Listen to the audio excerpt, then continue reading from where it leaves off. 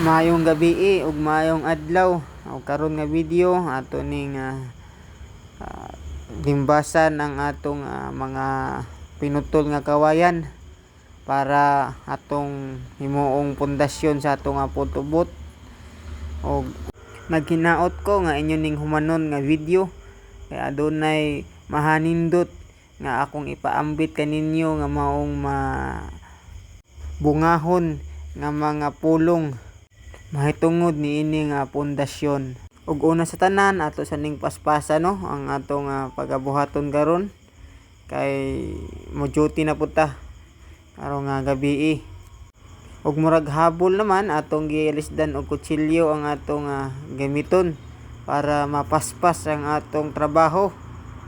Kay ato gyud ning dalion karon og andam para ugma diretso na ta sa pagbangag nining mga kawayan aron ato nang asimbol ang atong pundasyon. Kining pundasyon importante gayud bisan asa nato ibutang kay mao kini ang makapalig-on sa atong pagabuhaton bisan pa sa atong putubot, atong lig-unon atong pundasyon.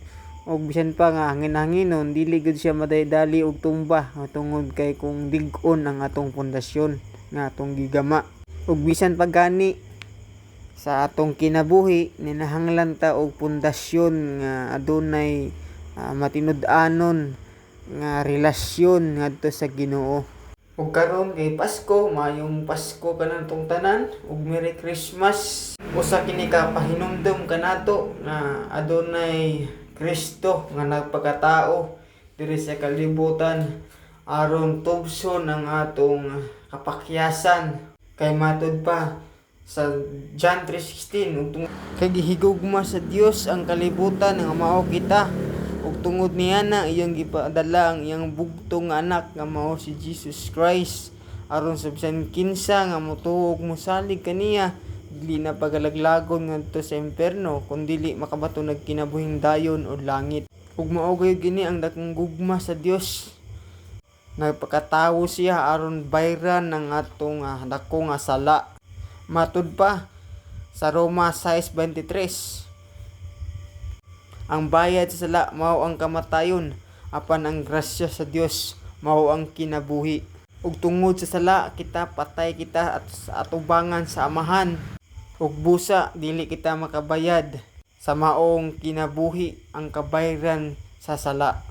Ug tungod kay dili man kita makabayad sa maong pagpakasala nato, busa si Jesus ang mismo ang nagpakatao ug nagkinabuhing balaan dinhi sa kalibutan ug buhi siya sa atubangan sa amahan ug siya namatay aron bayran ang atong sala nga ang kabayran mao ang kinabuhi. Ug si Jesus dili siya angayang mamatay busa na banhaw siya sa tulo ka adlaw ug tulo ka gabi aron sa tanan nagatuo nagasalig kaniya pagahimuong usab pagabanhawon usab sa panan-awon sa amahan. Ug sa tanan nga nagatuo nagasalig ni Kristo mahimo ng buhi sa ama atubangan sa amahan ug tungod kini sa maong grasya o regalo nga gikan sa Dios ug mao kini ang hinungdan ngano nga adunay Pasko, ang regalo nga pinakaanindot gayud nga angay natong maangkon sa tanan niyang katawhan. Ug mao kini ang pinakaanindot nga pundasyon sa atong relasyon. Daghang salamat, God bless.